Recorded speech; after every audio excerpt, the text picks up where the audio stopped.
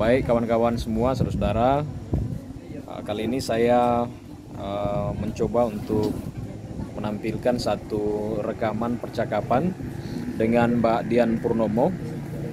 Mbak Dian adalah seorang penulis independen yang banyak menulis tentang persoalan lingkungan, perempuan dan hak asasi manusia di Indonesia. Beliau datang jauh-jauh dari Jakarta, datang ke Pulau Sangihe karena tertarik dengan cerita yang saat ini mengemuka di publik, termasuk di nasional, tentang persoalan Sangihe, persoalan lingkungan, dan juga bagaimana ibu-ibu yang ada di Sangihe kemudian itu menyuarakan sikap dan suara hati mereka kepada pemerintah maupun ke seluruh masyarakat Indonesia maupun dunia. Nah, kali ini Mbak Dian akan bercerita kepada kita bagaimana pengalamannya sehingga ia tertarik untuk datang ke Sangihe. Kemudian apa yang ia saksikan selama kurang lebih 3 hari berada di Pulau Sangihe. Mari kita dengarkan bersama. Ya, terima kasih. Ini kali pertama saya datang ke Sangihe, seperti yang tadi sudah disampaikan, betul-betul sengaja ke sini. Untuk datang ke sini tidak murah biayanya, saya betul-betul memang harus menabung. Dan datang ke sini luar biasa, pemandangan yang sangat indah. Saya bilang pulau ini bisa dibilang pantai semua, tapi dingin karena pohonnya banyak, kemudian masyarakatnya ramah gitu. Dan saya sebelumnya sudah menceritakan tentang bagaimana masyarakat di sini sangat jujur dan hidup cukup. Jadi kita nggak bisa memakai ukuran kaya miskin, karena ukuran itu yang membuat kita kadang ukurannya kita nggak jelas gitu ya, tapi cukup.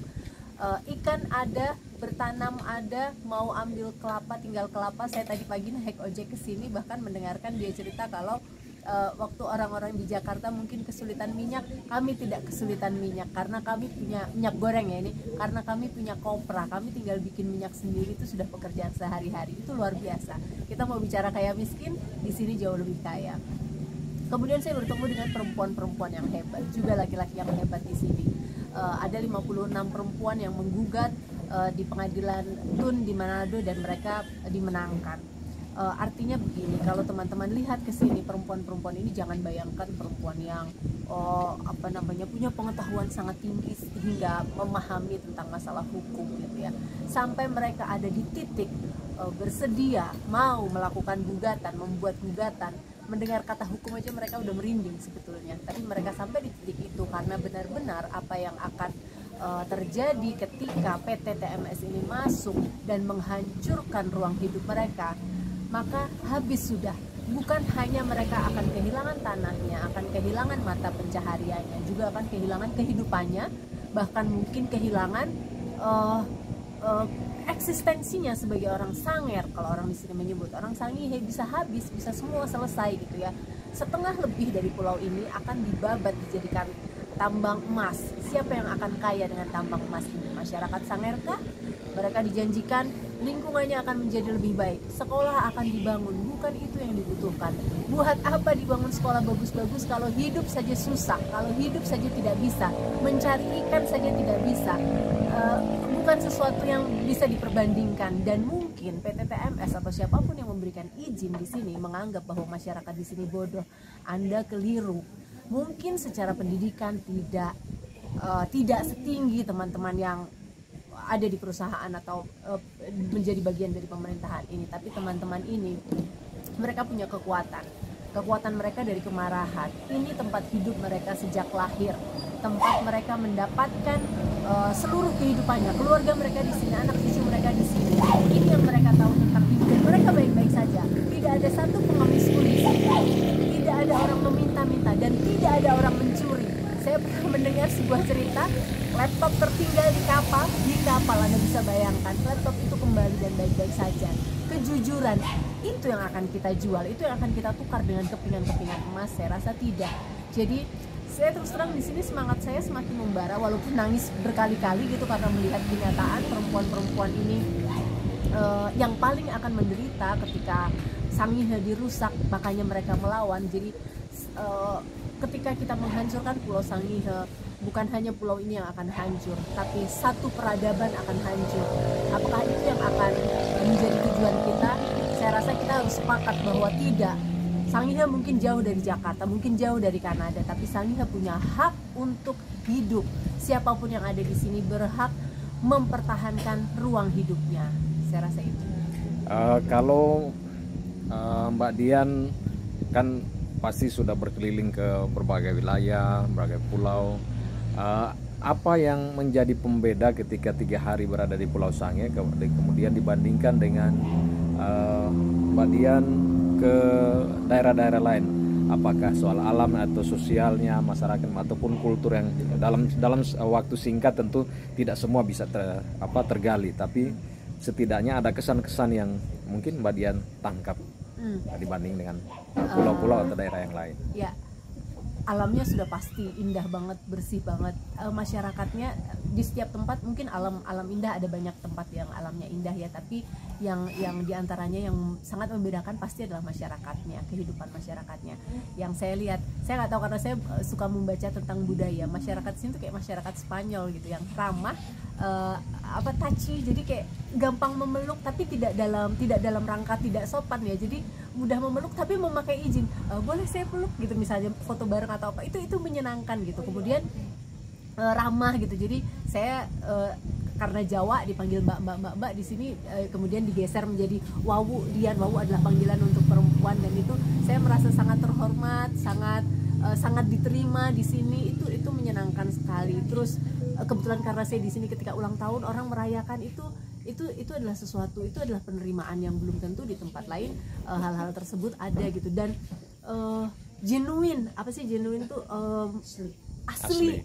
Jadi bukan karena dibuat-buat atau bukan karena menginginkan sesuatu balik dari saya. Itu sesuatu yang katanya Indonesia ramah, di banyak tempat lain belum tentu seperti ini. Ini yang saya sangat sukai dan akan membuat saya rindu untuk selalu kembali ke Sangihe. Nah, ketika sudah mendapatkan kesan itu, Mbak, apa kira-kira pesan dari Mbak Dian kepada masyarakat Sangihe hari ini, ketika dalam kesederhanaan mereka kemudian mudah terdistorsi oleh informasi-informasi yang datang, kemudian justru misalnya masyarakat lokal yang ada di beberapa kampung yang diincar oleh para pemodal tambang itu, kemudian mereka menjual tanah mereka. Nah, apa pesan Mbak Dian terhadap masyarakat kita yang ada di Pulau Sangihe ini? Nah, ini sebenarnya bagian dari kejahatan terbesar yang dilakukan oleh perusahaan. Mereka kepolosan, kalau boleh saya bilang ya, kepolosan, keluguan gitu ya, ketika ditawarkan uang yang nilainya jelas tidak seberapa dibandingkan potensi yang dimiliki dengan hidup dan tetap memiliki tanah di sini, itu yang dimanfaatkan. Iming-iming uang itu mungkin ada tapi hanya untuk sementara. Percayalah, berapa juta atau berapa miliar, tapi ketika kita tidak lagi memiliki tanah, tidak lagi memiliki potensi mencari ikan, memiliki kehidupan, dan memiliki saudara-saudara kita di sini, habis loh itu semua. Mari kita 300 juta, 400 juta, 1 bulan, 2 bulan, beli mobil, atau mungkin beli rumah lagi di tempat baru, tapi kita tidak memiliki penghasilan setelah itu. Apakah itu yang kita inginkan? Saya rasa memang beberapa teman di sini yang memutuskan menyerahkan tanahnya, saya pikir perlu mendapatkan edukasi ya. Tidak sepenuhnya itu salah mereka, karena memang membayangkan uang yang tadinya kopra 3 hektar dapat 1 juta udah happy banget, tiba-tiba ada 300 juta di depan mata. Kalau orang tidak memiliki literasi keuangan itu tampak besar, tapi percayalah itu sama sekali tidak. Uang itu akan selesai dalam waktu sekejap. Setelah itu apa? Nggak ada lagi mata pencaharian kita. Ya udah. Oke. Dan mungkin apa yang akan disuarakan lewat rekaman ini kepada pemerintah ketika hari ini Mbak Dian sudah datang ke sini, jaraknya sangat jauh di ujung Pasifik, dan pemerintah kita kemudian abai dengan suara masyarakat kita yang ada di sini. Apa kira-kira yang mau disuarakan oleh Mbak Dian kepada para petinggi negara, para pengambil keputusan terhadap nasib Pulau Sangihe ketika persoalan ini terjadi? Ibu bapak yang konon kabarnya terhormat, sebenarnya kan Anda ini mewakili rakyat ya, seharusnya sesuai dengan namanya. Ketika menjadi wakil rakyat, ketika dipilih oleh rakyat 5 tahun sekali, Anda memohon suara kami, suara saudara-saudara kita di Sangihe untuk memilih Anda. Ya wakililah kami gitu, dengarkan apa yang kami suarakan. Ini Sangihe ini ketika dia hancur, ini kehormatan bangsa loh yang sedang dihancurkan. Ujung paling utara ini adalah salah satu bagian negara yang sangat indah yang menurut saya tidak layak untuk dihancurkan. Bukan hanya Sangihe, bagian manapun dari Indonesia ketika kita akan malu, percayalah. Sekarang mungkin Anda happy dapat uangnya, dapat berapa investasi yang masuk atau berapa yang masuk khusus ke kantong Anda supaya izin-izin tersebut keluar. Tapi percayalah, nama baik kita sebagai negara nanti suatu saat kalau dilihat dari satelit di atas Sangihe yang mungkin anak-anak kita membandingkan Sangihe tahun 2022 hijau, 5 tahun yang akan datang dari peta Sangihe menjadi coklat dan bolong-bolong, Anda yang akan malu. Anak cucu Anda yang akan menertawakan Anda. Catat itu. Oke, demikian perbincangan singkat kita dengan Mbak Dian Purnomo. Terima kasih kepada Mbak Dian yang sudah datang ke Sangihe jauh-jauh menikmati alam kita yang ada di sini, dan kepada masyarakat kita, ayo kita tetap berjuang, pertahankan Pulau Sangihe, pertahankan demi anak cucu kita dan keberlangsungan generasi kita yang ke depan. Jangan lupa subscribe dan share video ini sebagai bahan edukasi dan juga sebagai tontonan yang mungkin menghibur hati kita semua. Terima kasih.